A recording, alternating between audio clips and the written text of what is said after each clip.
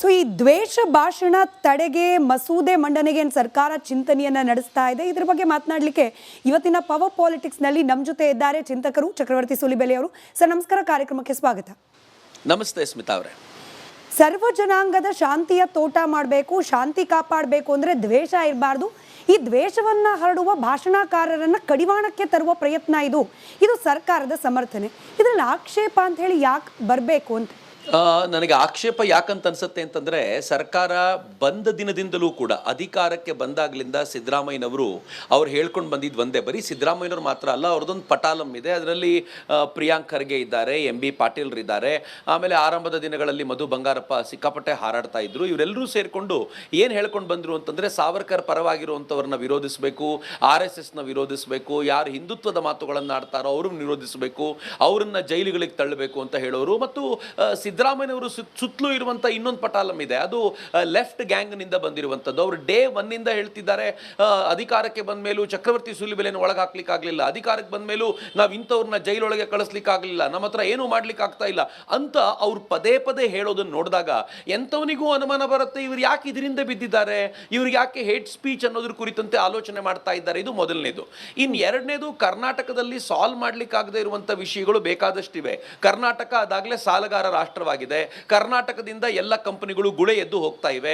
ಯಾರ್ಯಾರು ಬಿಲ್ಡರ್ಗಳಿದ್ದಾರೆ, ನೆನ್ನೆ ಬಿಲ್ಡರ್ ಜೊತೆ ಮಾತಾಡ್ತಿರುವಾಗ ಅವ್ರು ಹೇಳ್ತಾರೆ, ಡೆಫಿನೆಟ್ಲಿ ಬಿಲ್ಡರ್ ಪ್ರೋ ಆಗಿರುವಂಥ ಒಂದು ಸರ್ಕಾರ ಇಲ್ಲಿಲ್ಲ, ಹಿಂಗಾಗಿ ನಾವೆಲ್ಲರೂ ಕೂಡ ಆಂಧ್ರದ ಕಡೆಗೆ ಮುಖ ಮಾಡುವಂಥ ಪರಿಸ್ಥಿತಿ ಬಂದಿದೆ, ಸಿಕ್ಕಾಪಟ್ಟೆ ಭ್ರಷ್ಟಾಚಾರ ಶುರುವಾಗ್ಬಿಟ್ಟಿದೆ, ಕರ್ನಾಟಕದ ಬೊಕ್ಕಸದಲ್ಲಿ ಸ್ಯಾಲ್ರಿ ಕೊಡಲಿಕ್ಕೆ ಹಣ ಇಲ್ಲ, ಬೆಂಗಳೂರಿನ ರಸ್ತೆಗಳು ಪೂರ್ತಿ ಹಾಳಾಗಿವೆ. ಇವನ್ನೆಲ್ಲ ಬಿಟ್ಟು ನಿಮಗೆ ಹೇಟ್ ಸ್ಪೀಚ್ ಮಾತ್ರ ಕಾಣ್ತಾ ಇದೆ ಅಂತಂದ್ರೆ, ಮುಂದಿನ ಚುನಾವಣೆಗೆ ಮುಸಲ್ಮಾನರ ವೋಟುಗಳನ್ನು ತೆಗೆದುಕೊಳ್ಳಿಕ್ಕೋಸ್ಕರ ಒಂದಷ್ಟು ಹಿಂದುತ್ವವಾದಿಗಳನ್ನ ಜೈಲಿಗೆ ತಳ್ಳುವಂತ ಹುನ್ನಾರ, ಅದರ ಮನಸ್ಥಿತಿ ಬಿಟ್ರೆ ಮತ್ತೇನು ನಿಮಗಿಲ್ಲ ಅಂತ ಸ್ಪಷ್ಟವಾಗಿ ಗೊತ್ತಾಗುತ್ತೆ. ಹೀಗಾಗಿ ದಾಲ್ಮೆ ಕುಚ್ ಕಾಲ ಹೇ ಅಂತ ಅನಿಸ್ತಾ ಇದೆ ನನಗೆ. ಸರಿಯೇ, ಈ ದ್ವೇಷ ಭಾಷಣದಲ್ಲಿ ದ್ವೇಷ ಅನ್ನೋದನ್ನ ಡಿಫೈನ್ ಮಾಡೋದು ಯಾರು ಅಥವಾ ಹೇಗೆ ಅನ್ನೋದ್ರ ಬಗ್ಗೆ ಇನ್ನೂ ಕ್ಲಾರಿಟಿ ಇಲ್ಲ.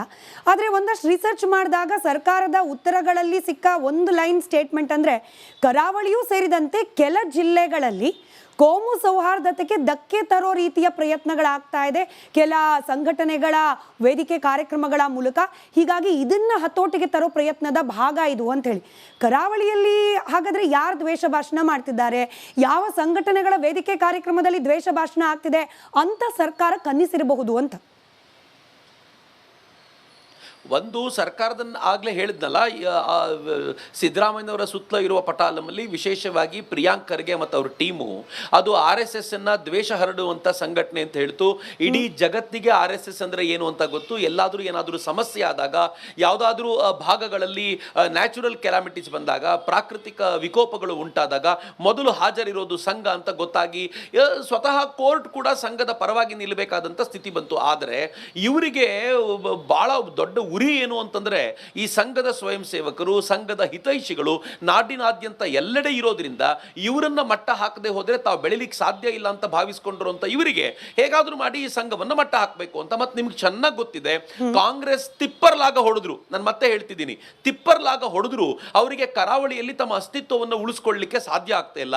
ಇಡೀ ರಾಜ್ಯದಲ್ಲಿ ಅವರು ಆ ಥರ ತಾವು ಜಯಬೇರೆ ಬಾರಿಸ್ಕೊಂಡು ಬಂದ್ವಿ, 130ಕ್ಕೂ ಹೆಚ್ಚು ಸೀಟುಗಳನ್ನು ತೆಗೆದುಕೊಂಡು ಬಂದ್ವಿ ಅಂತ ಹೇಳುವಾಗಲೂ ದಕ್ಷಿಣ ಕನ್ನಡದಲ್ಲಿ ಮತ್ತು ಕರಾವಳಿ ಭಾಗದಲ್ಲಿ ಅವರ ಸಾಧನೆ ಹೆಚ್ಚು ಕಡಿಮೆ ಶೂನ್ಯಕ್ಕೆ ಹತ್ತಿರವಾಗಿದ್ದಂಥ ಸಾಧನೆ. ಹೀಗಾಗಿ ಅವ್ರಿಗೆ ಈಗ ಅನಿಸಿದೆ, ಅಲ್ಲಿನ ಆ ವಾತಾವರಣವನ್ನು ಕೆಡಿಸದೆ ಹೋದರೆ, ಚೆನ್ನಾಗಿರುವಂಥ ಕರಾವಳಿಯ ವಾತಾವರಣವನ್ನು ಕೆಡಿಸದೆ ಹೋದರೆ ಅವರಿಗೆ ಅಧಿಕಾರಕ್ಕೆ ಬರೋದು ಅಥವಾ ಮುಂದಿನ ಬಾರಿ ಇನ್ನಷ್ಟು ಸೀಟುಗಳನ್ನು ಪಡ್ಕೊಳ್ಳೋದು ಅವರಿಗೆ ಸಾಧ್ಯವಾಗಲಿಕ್ಕಿಲ್ಲ ಅಂತ. ಹೀಗಾಗಿ ಕರಾವಳಿಯನ್ನು ಸೆಂಟರ್ಡ್ ಆಗಿಟ್ಕೊಂಡು ಇವರು ಈ ಪ್ರಯತ್ನ ಮಾಡ್ತಾರೆ. ಇನ್ನು ಎರಡನೇದು, ಯಾರ್ಯಾರು ಹಿಂದುತ್ವದ ಪರವಾಗಿ ಮಾತನಾಡ್ತಾರೋ ಈಗಾಗಲೇ ತುಂಬ ಜನರನ್ನ ಸೈಲೆಂಟ್ ಮಾಡಲಾಗಿದೆ. ನೀವು ನೋಡಿದರೆ ಗೊತ್ತಾಗುತ್ತೆ, ಯಾರು ಕೂಡ ಫೇಸ್ಬುಕ್ನಲ್ಲಿ ಹಿಂದುತ್ವದ ಪರವಾದ ಕಮೆಂಟ್ಗಳನ್ನು ಈಗ ಹಾಕ್ತಾ ಇಲ್ಲ.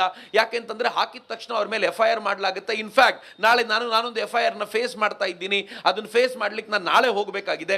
ಅಂದ್ರೆ ಒಂದು ಟ್ವೀಟಿಗೋಸ್ಕರ, ಒಂದು ಫೇಸ್ಬುಕ್ ಪೋಸ್ಟಿಗೋಸ್ಕರ ಇವರನ್ನ ಕೋರ್ಟಿಗೆ ಅಲೆಯುವಂತೆ ಮಾಡುವ ಈ ಪ್ರಯತ್ನ ಮಾಡಿ ಅವ್ರು ಹೆದರಿಸಿ ಕೂರಿಸ್ಲಿಕ್ಕೆ ಪ್ರಯತ್ನ ಪಡ್ತಿದ್ದಾರಲ್ಲ, ಅದು ಅವರ ಮೂಲ ಉದ್ದೇಶ. ಅಷ್ಟಾಗಿಯೂ ಹೆದರದೆ ಹೋಗಿ ಅವರು ಮತ್ತೆ ಇದೇ ಕೆಲಸವನ್ನ ಯಾರ್ಯಾರು ಮುಂದುವರಿಸ್ತಾ ಇದ್ದಾರೋ, ಹಿಂದುತ್ವದ ಪರವಾಗಿ ನಿಂತಿದ್ದಾರೋ ಅವರನ್ನು ಒಳಗೆ ಹಾಕಬೇಕು ಎನ್ನುವಂತ ಏಕೈಕ ಉದ್ದೇಶ ಬಿಟ್ರೆ ಇವ್ರ ಬಳಿ ಮತ್ತೇನೂ ಇಲ್ಲ. ಇಲ್ಲದೆ ಹೋದ್ರೆ ಹೇಟ್ ಸ್ಪೀಚ್ ಅಂತಂದ್ರೆ ಏನದಕ್ಕೆ ಅರ್ಥ? ಹೇಟ್ ಸ್ಪೀಚ್ ಸಂವಿಧಾನದಲ್ಲಿ ಡಿಫೈನ್ ಮಾಡಿ ಸೊ ಈ ದ್ವೇಷ ಭಾಷಣ ತಡೆಗೆ ಮಸೂದೆ ಮಂಡನೆಗೆ ಸರ್ಕಾರ ಚಿಂತನೆಯನ್ನ ನಡೆಸ್ತಾ ಇದೆ. ಇದ್ರ ಬಗ್ಗೆ ಮಾತನಾಡಲಿಕ್ಕೆ ಇವತ್ತಿನ ಪವರ್ ಪಾಲಿಟಿಕ್ಸ್ನಲ್ಲಿ ನಮ್ಮ ಜೊತೆ ಇದ್ದಾರೆ ಚಿಂತಕರು ಚಕ್ರವರ್ತಿ ಸೂಲಿಬೆಲೆ ಅವರು. ಸರ್ ನಮಸ್ಕಾರ, ಕಾರ್ಯಕ್ರಮಕ್ಕೆ ಸ್ವಾಗತ. ನಮಸ್ತೆ ಸ್ಮಿತಾ ಅವರೇ. ಸರ್ವ ಜನಾಂಗದ ಶಾಂತಿಯ ತೋಟ ಮಾಡಬೇಕು, ಶಾಂತಿ ಕಾಪಾಡಬೇಕು ಅಂದರೆ ದ್ವೇಷ ಇರಬಾರ್ದು. ಈ ದ್ವೇಷವನ್ನು ಹರಡುವ ಭಾಷಣಕಾರರನ್ನು ಕಡಿವಾಣಕ್ಕೆ ತರುವ ಪ್ರಯತ್ನ ಇದು ಸರ್ಕಾರದ ಸಮರ್ಥನೆ.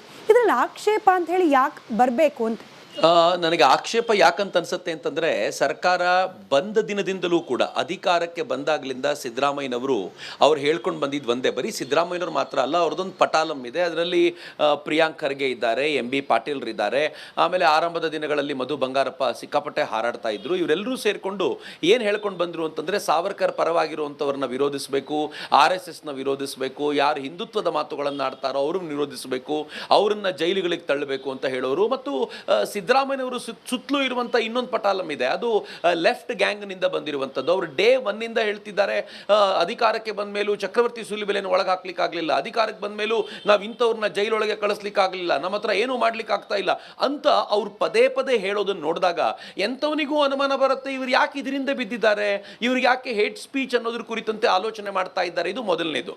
ಇನ್ನು ಎರಡನೇದು, ಕರ್ನಾಟಕದಲ್ಲಿ ಸಾಲ್ವ್ ಮಾಡ್ಲಿಕ್ಕಾಗದೇ ಇರುವಂಥ ವಿಷಯಗಳು ಬೇಕಾದಷ್ಟಿವೆ. ಕರ್ನಾಟಕ ಅದಾಗಲೇ ಸಾಲಗಾರ ರಾಷ್ಟ್ರವಾಗಿದೆ. ಕರ್ನಾಟಕದಿಂದ ಎಲ್ಲ ಕಂಪನಿಗಳು ಗುಳೆ ಎದ್ದು ಹೋಗ್ತಾ ಇವೆ.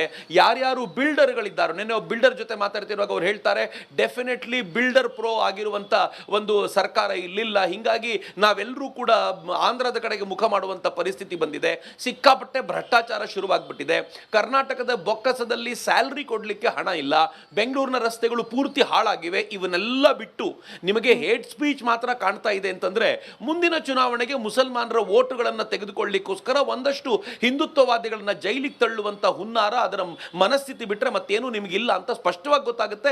ಹೀಗಾಗಿ ದಾಲ್ಮೆ ಕುಚ್ ಕಾಲ ಹೇ ಅಂತ ಅನಿಸ್ತಾ ಇದೆ ನನಗೆ.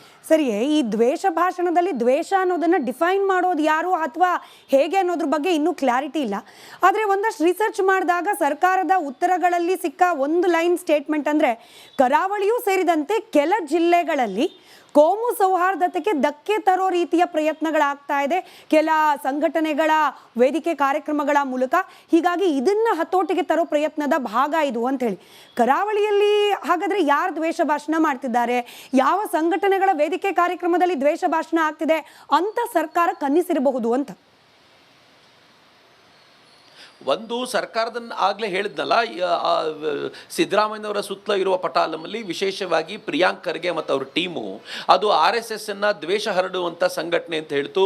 ಇಡೀ ಜಗತ್ತಿಗೆ RSS ಅಂದರೆ ಏನು ಅಂತ ಗೊತ್ತು. ಎಲ್ಲಾದರೂ ಏನಾದರೂ ಸಮಸ್ಯೆ ಆದಾಗ, ಯಾವುದಾದ್ರೂ ಭಾಗಗಳಲ್ಲಿ ನ್ಯಾಚುರಲ್ ಕೆಲಾಮಿಟೀಸ್ ಬಂದಾಗ, ಪ್ರಾಕೃತಿಕ ವಿಕೋಪಗಳು ಉಂಟಾದಾಗ ಮೊದಲು ಹಾಜರಿರೋದು ಸಂಘ ಅಂತ ಗೊತ್ತಾಗಿ ಸ್ವತಃ ಕೋರ್ಟ್ ಕೂಡ ಸಂಘದ ಪರವಾಗಿ ನಿಲ್ಲಬೇಕಾದಂಥ ಸ್ಥಿತಿ ಬಂತು. ಆದರೆ ಇವರಿಗೆ ಭಾಳ ದೊಡ್ಡ ಉರಿ ಏನು ಅಂತಂದ್ರೆ, ಈ ಸಂಘದ ಸ್ವಯಂ ಸೇವಕರು, ಸಂಘದ ಹಿತೈಷಿಗಳು ನಾಡಿನಾದ್ಯಂತ ಎಲ್ಲೆಡೆ ಇರೋದ್ರಿಂದ ಇವರನ್ನ ಮಟ್ಟ ಹಾಕದೆ ಹೋದ್ರೆ ತಾವು ಬೆಳಿಲಿಕ್ಕೆ ಸಾಧ್ಯ ಇಲ್ಲ ಅಂತ ಭಾವಿಸ್ಕೊಂಡಿರುವಂತ ಇವರಿಗೆ ಹೇಗಾದ್ರೂ ಮಾಡಿ ಈ ಸಂಘವನ್ನ ಮಟ್ಟ ಹಾಕಬೇಕು ಅಂತ. ಮತ್ತೆ ನಿಮ್ಗೆ ಚೆನ್ನಾಗಿ ಗೊತ್ತಿದೆ, ಕಾಂಗ್ರೆಸ್ ತಿಪ್ಪರ್ಲಾಗ ಹೊಡೆದ್ರು, ನಾನು ಮತ್ತೆ ಹೇಳ್ತಿದ್ದೀನಿ, ತಿಪ್ಪರ್ಲಾಗ ಹೊಡೆದ್ರು ಅವರಿಗೆ ಕರಾವಳಿಯಲ್ಲಿ ತಮ್ಮ ಅಸ್ತಿತ್ವವನ್ನು ಉಳಿಸ್ಕೊಳ್ಳಿಕ್ಕೆ ಸಾಧ್ಯ ಆಗ್ತಾ ಇಲ್ಲ. ಇಡೀ ರಾಜ್ಯದಲ್ಲಿ ಅವರು ಆ ಥರ ತಾವು ಜಯಬೇರೆ ಬಾರಿಸ್ಕೊಂಡು ಬಂದ್ವಿ, 130ಕ್ಕೂ ಹೆಚ್ಚು ಸೀಟುಗಳನ್ನು ತೆಗೆದುಕೊಂಡು ಬಂದ್ವಿ ಅಂತ ಹೇಳುವಾಗಲೂ ದಕ್ಷಿಣ ಕನ್ನಡದಲ್ಲಿ ಮತ್ತು ಕರಾವಳಿ ಭಾಗದಲ್ಲಿ ಅವರ ಸಾಧನೆ ಹೆಚ್ಚು ಕಡಿಮೆ ಶೂನ್ಯಕ್ಕೆ ಹತ್ತಿರವಾಗಿದ್ದಂಥ ಸಾಧನೆ. ಹೀಗಾಗಿ ಅವ್ರಿಗೆ ಈಗ ಅನಿಸಿದೆ, ಅಲ್ಲಿನ ಆ ವಾತಾವರಣವನ್ನು ಕೆಡಿಸದೆ ಹೋದರೆ, ಚೆನ್ನಾಗಿರುವಂಥ ಕರಾವಳಿಯ ವಾತಾವರಣವನ್ನು ಕೆಡಿಸದೆ ಹೋದರೆ ಅವರಿಗೆ ಅಧಿಕಾರಕ್ಕೆ ಬರೋದು ಅಥವಾ ಮುಂದಿನ ಬಾರಿ ಇನ್ನಷ್ಟು ಸೀಟುಗಳನ್ನು ಪಡ್ಕೊಳ್ಳೋದು ಅವರಿಗೆ ಸಾಧ್ಯವಾಗಲಿಕ್ಕಿಲ್ಲ ಅಂತ. ಹೀಗಾಗಿ ಕರಾವಳಿಯನ್ನು ಸೆಂಟರ್ಡ್ ಆಗಿಟ್ಕೊಂಡು ಇವರು ಈ ಪ್ರಯತ್ನ ಮಾಡ್ತಾರೆ. ಇನ್ನು ಎರಡನೇದು, ಯಾರ್ಯಾರು ಹಿಂದುತ್ವದ ಪರವಾಗಿ ಮಾತನಾಡ್ತಾರೋ ಈಗಾಗಲೇ ತುಂಬ ಜನರನ್ನ ಸೈಲೆಂಟ್ ಮಾಡಲಾಗಿದೆ. ನೀವು ನೋಡಿದರೆ ಗೊತ್ತಾಗುತ್ತೆ, ಯಾರು ಕೂಡ ಫೇಸ್ಬುಕ್ನಲ್ಲಿ ಹಿಂದುತ್ವದ ಪರವಾದ ಕಮೆಂಟ್ಗಳನ್ನು ಈಗ ಹಾಕ್ತಾ ಇಲ್ಲ. ಯಾಕೆಂತಂದ್ರೆ ಹಾಕಿದ ತಕ್ಷಣ ಅವ್ರ ಮೇಲೆ FIR ಮಾಡಲಾಗುತ್ತೆ. ಇನ್ಫ್ಯಾಕ್ಟ್ ನಾಳೆ ನಾನೊಂದು FIRನ ಫೇಸ್ ಮಾಡ್ತಾ ಇದ್ದೀನಿ, ಅದನ್ನು ಫೇಸ್ ಮಾಡ್ಲಿಕ್ಕೆ ನಾನು ನಾಳೆ ಹೋಗಬೇಕಾಗಿದೆ. ಅಂದ್ರೆ ಒಂದು ಟ್ವೀಟಿಗೋಸ್ಕರ, ಒಂದು ಫೇಸ್ಬುಕ್ ಪೋಸ್ಟಿಗೋಸ್ಕರ ಇವರನ್ನ ಕೋರ್ಟಿಗೆ ಅಲೆಯುವಂತೆ ಮಾಡುವ ಈ ಪ್ರಯತ್ನ ಮಾಡಿ ಅವ್ರು ಹೆದರಿಸಿ ಕೂರಿಸ್ಲಿಕ್ಕೆ ಪ್ರಯತ್ನ ಪಡ್ತಿದ್ದಾರಲ್ಲ, ಅದು ಅವರ ಮೂಲ ಉದ್ದೇಶ. ಅಷ್ಟಾಗಿಯೂ ಹೆದರದೆ ಹೋಗಿ ಅವರು ಮತ್ತೆ ಇದೇ ಕೆಲಸವನ್ನ ಯಾರ್ಯಾರು ಮುಂದುವರಿಸ್ತಾ ಇದ್ದಾರೋ, ಹಿಂದುತ್ವದ ಪರವಾಗಿ ನಿಂತಿದ್ದಾರೋ ಅವರನ್ನು ಒಳಗೆ ಹಾಕಬೇಕು ಎನ್ನುವಂತ ಏಕೈಕ ಉದ್ದೇಶ ಬಿಟ್ರೆ ಇವ್ರ ಬಳಿ ಮತ್ತೇನೂ ಇಲ್ಲ. ಇಲ್ಲದೆ ಹೋದ್ರೆ ಹೇಟ್ ಸ್ಪೀಚ್ ಅಂತಂದ್ರೆ ಏನು, ಏನದಕ್ಕೆ ಅರ್ಥ? ಹೇಟ್ ಸ್ಪೀಚ್ ಸಂವಿಧಾನದಲ್ಲಿ ಡಿಫೈನ್ ಮಾಡಿದ್ದಾರೆ.